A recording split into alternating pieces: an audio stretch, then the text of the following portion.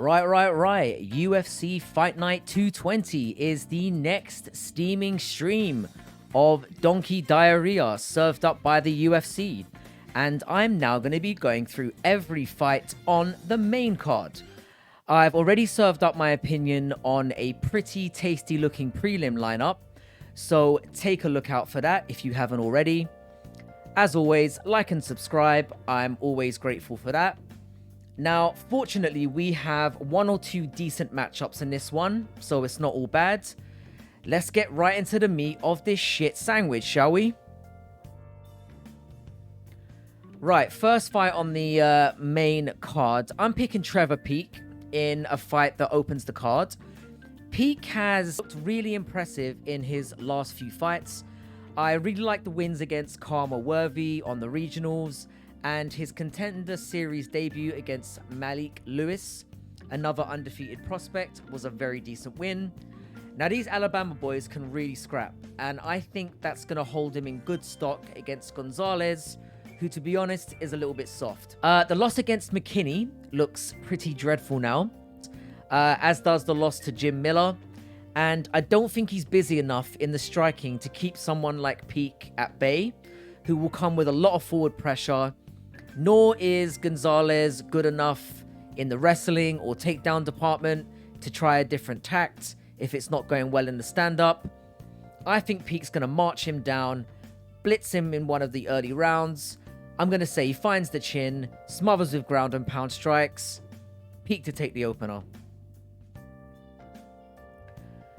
Alright, this is actually quite a nice matchup. It's fine. We are living off scraps here, so let's be grateful. Okay, I'm gonna pick Mike Malot. I don't love this one. I'll be honest, I'm more picking against Lainess than I am for Malot. And that's always a dangerous tack to take. I know he beat Deron Wynn, Daniel Cormier's little follower, but he's shit. And that was a split decision win against a dumpy, small, fat middleweight that could probably cut to lightweight if he took his career more seriously. He also got dusted by Gabe Green, which is slightly more forgivable, but you have to question the structure of that chin after such a knockout.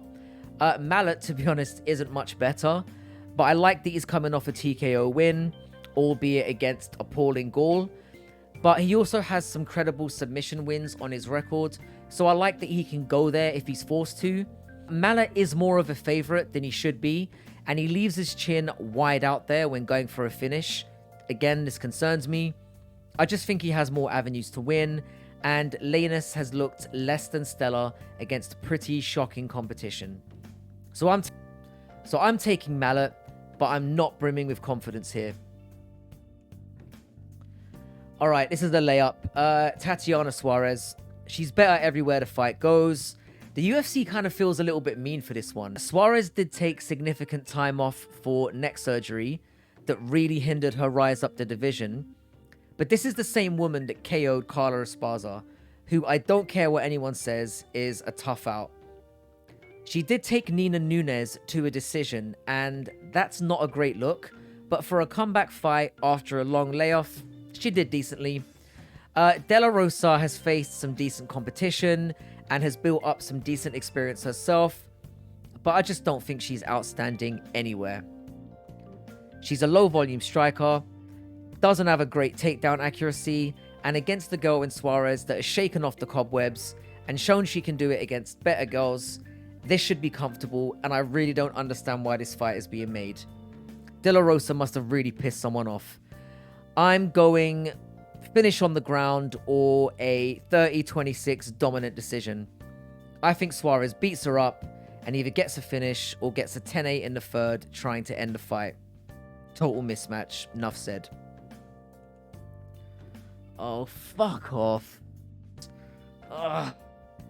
You know what? There was a time when I actually thought Sakai was actually decent. He really tricked me for a while there. But man, he's on a terrible run. And as much as I want to let him trick me again, I just can't ignore how bad this sequence actually is. Trouble is, Maze is just not that amazing either. This is just basically two massive, unskilled lumps colliding, running into each other, until one of them falls over and can't get back up. And I'm simply picking the more massive lump with the slightly better recent record. Now, I would not be surprised if Sakai ended his skid. His output and cardio is a little better than May's, but his chin is just not there. I also think May's size will make it hard for Sakai to apply a strong clinch and grappling game, of which he's pretty limited anyway. And I just think May's will grind and lean and wear on him. This will not be a pretty affair, but I have to side with May's, who I think carries a lot more of a takedown threat just in being a bigger man. I wouldn't bet on either of them. I think they will bore everyone to tears in a reasonably close decision. I'm going to say 2 rounds to 1 for May's. All right, thank you. Thank you for giving us something decent finally. This is a good matchup. Brendan Allen is very good. He's a decent grappler, got good ground game, and he's not horrible on the feet. He's not got the best chin, but he's young, and I always value fighters that take time between fights to enter into grappling tournaments, to hone their skills, and Allen certainly does that on a regular basis. He's also on one of his better runs here. My problem for him in this one is that I just think Muniz is most dangerous where Allen does his best work, which is notably on the ground. So if you're Allen, where is this fight won? He's not winning this one standing, but I'd consider that his best chance in this matchup. And Muniz is so strong on the ground that Allen would be fucking simple to take it down there. And I actually think he's arrogant enough to think he can. Now, Muniz did take Uriah Hall to a decision, which was a strange one to me. I expected Muniz to starch him, but we all have bad days at the office, and that's still a win. I think Allen walks into a battle on the ground, expecting to come out on top, and gets a rude awakening down there. Muniz is also further on in his career and has less time left, so I think he'll have more sense of an urgency to do something now. I'm not saying Allen will never amount to anything. He's 27 in a division that is one of the weakest in the sport. I just think this is a bad matchup, and I think Muniz is going to choke his ass out. Main event now, and I think this is an easy one for me.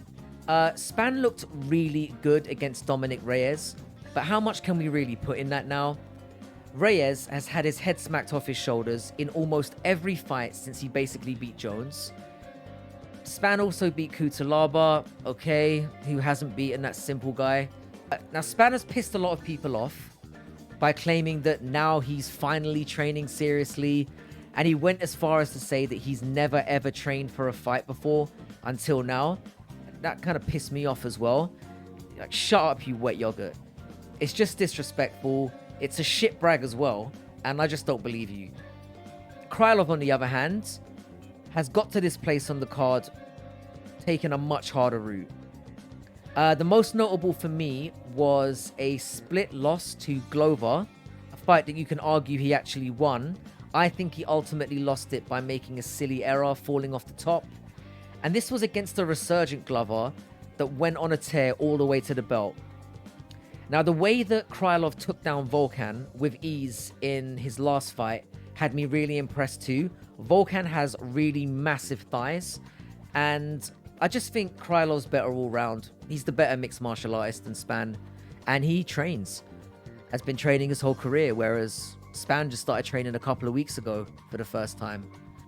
I think the first round is going to be a little bit close though. Krylov is going to avoid a few hairy moments. Then he's going to take his ass down in the second, strangle the life out of him, and force a submission. Spann is not terrible. I just think Krylov is better in pretty much every area. I'd maybe edge Spann in the striking, but I don't think it's that much of a significant difference. It's a decent matchup. I just think Krylov has had to go through a harder path, harder contenders to get to this slot, and yeah, I just think he's more accomplished. I think he's going to get it done. All right, now, unlike the last card, there is slim pickings for this one. I'm going to be real. I'm not ridiculously confident on any of these. I'm going to call Tatiana Suarez by 187. I think they're gonna call the cops after that one. I think Andre Muniz on the money line is pretty good. Like I said, Brandon Allen is good. Would I be shocked if he lost? I'm never shocked when anyone wins. It's MMA. I've been shocked numerous occasions. But I think of all the fights on the card, that's a nice one to take. Malot and Lainess to end in a finish. I think they're both defensively terrible, and I think someone's going to get smacked and put to sleep. Trevor Peek by moneyline. I think you can actually boost this a little bit. I think he's going to knock Gonzalez out. And you could probably add a Trevor Peek KO to the long shots, because that will significantly boost the odds. Same thing for Krylov by finish. I think the odds are fairly close. So you're more likely to get money on a finish than you are Krylov by decision. And I think he could finish Spann.